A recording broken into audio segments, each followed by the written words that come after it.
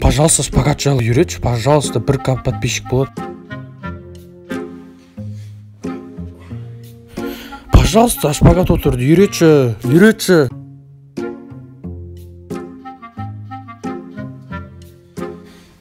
Ұйқы бермей қойды ғой. Жарайды, түсірейін.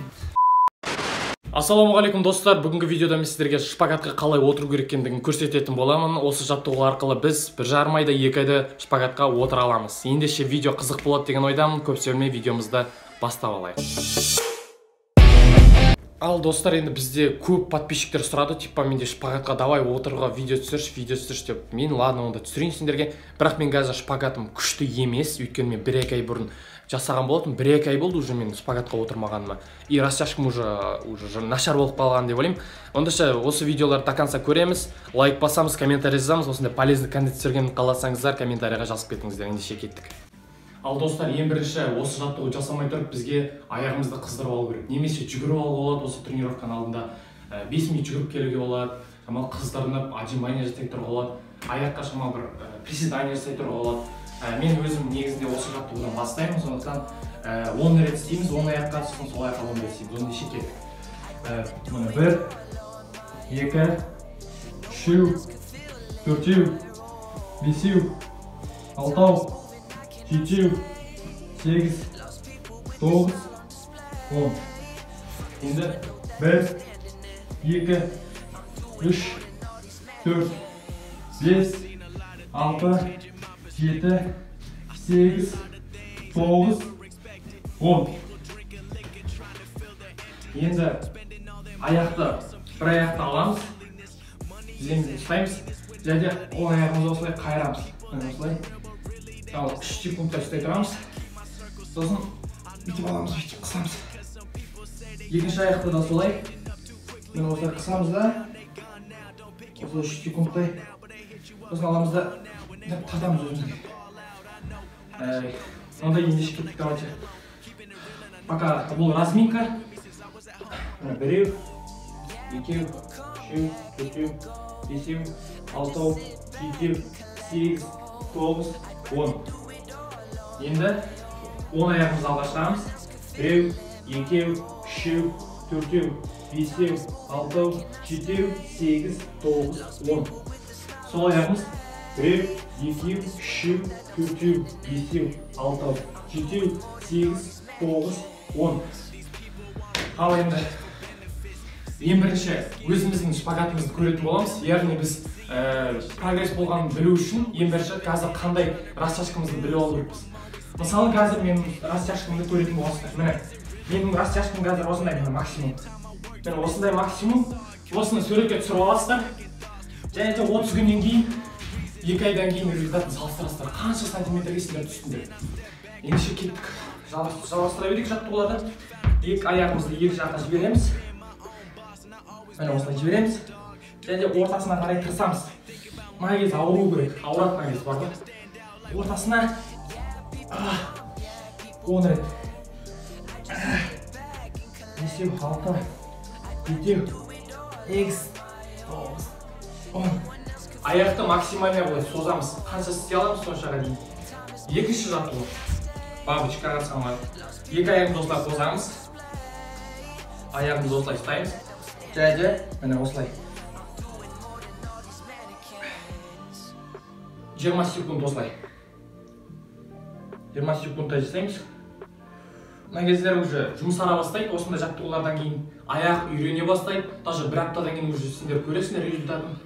Сондықтан ауырып жатса келесі күні демалған дұрыс. Егер де ауырмаса істей беріңдер. Негізі ауырады көбінесе. Осы жаттығу жасап болғаннан кейін 10 аяғымызды алға жібереміз. Сол аяғымызды 10 аяғымызды аяққа жібереміз. Міне осылай 10 рет. Енді келесі жағы.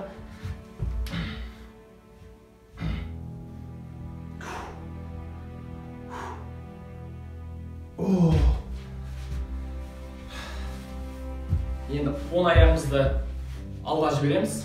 Міне, сол 10 аяғымызды аяққа жібереміз, сол аяғымызды алға жібереміз. Міне осылай тырысамыз. Максимально, егер де қолдарын анаға жетпей атса, бақайларына дейін. Енді осындай болуы мүмкін пока. ары қарай өзі жеткізесіңдер. Тырысыңдар. Мына аяқта кәдімгі созылу керек. Сондықтан максимально аяққа берейік. Және оң аяққа қарай. Сол аяқтан аяққа жібереміз. Оң аяққа.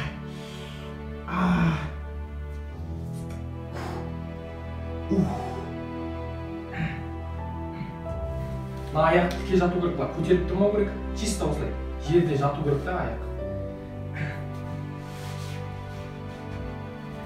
Келесі жаттығуымыз бұл, яғни қазір біз ең бірінші тексеріп аламыз, қанша сантиметрге түскенімізді. Максимально осылай ұстап тұрамыз, 30 секунд аяғымызды үйрете береміз.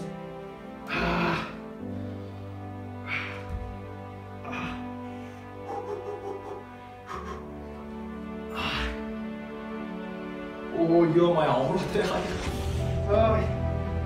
Опа! Осылай максимально тұрамыз. Одан кейін келесі жаттығуға көшейік. Екі аяқты осылай қоямыз. Қолды осылай жібереміз, және мына осылай тырысамыз. Біреу,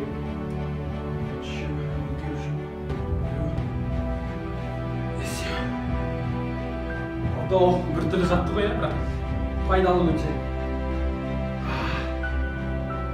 10 рет жаттаймыз.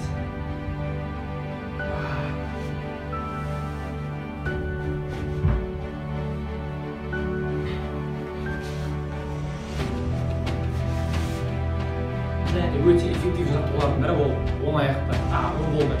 Сол аяққа теңсеңіздер, осы жаттығуға қосамыз.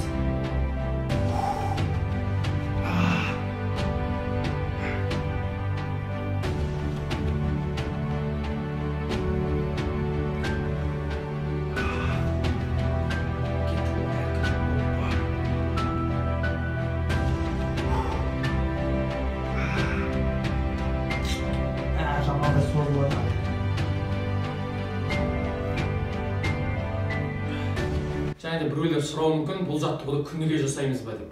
Иә, күніге жасаймыз. Күніне 2 рет, 3 рет деп айтпайын, 1 рет жетеді күніне. Уже профессионал болып кеткеннен кейін, уже 2-3 ай жасап жүргеннен кейін, уже болады, күніне 2 рет жасауға пока бір-бірден басыңдар, өйткені мыналарға қатты нагрузка түсіп кетуі мүмкін, енді ауырып кетуі мүмкін жамандай. Сондықтан шамалы демалып тұрғанда дұрыс болады.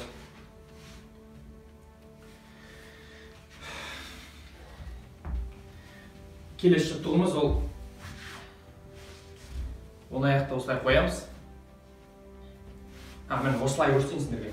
Сол аяқты осылай қоямыз. Оң аяқты үстіне жібереміз. Бірінші бағанағыдай тартыламыз. Және де басып тұрамыз міне. Басып тұрамыз осылай.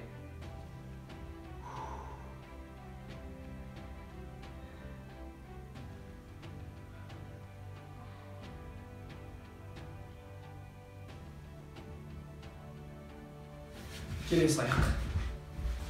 Бұл аяқты жібереміз. Бірінші бұлай тартып аламыз.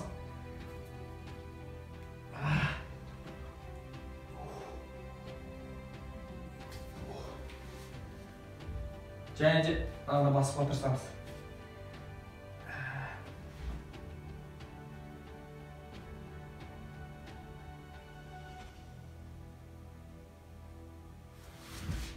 Және де ең соңғы жаттығуымыз ол біреу, екеу, біреу, екеу, біреу, екеу.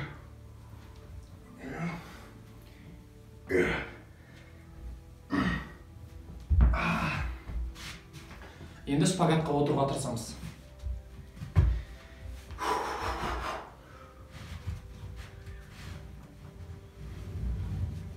Маңыраңыздар, көрдіңдер ме?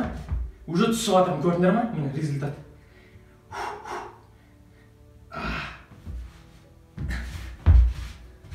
Осындай жаттығуды күніге жасасақ, результат болады. Осы видеоға лайк басып кетіңіздер, комментарий жазып кетіңіздер. Бұл видео өте пайдалы видео.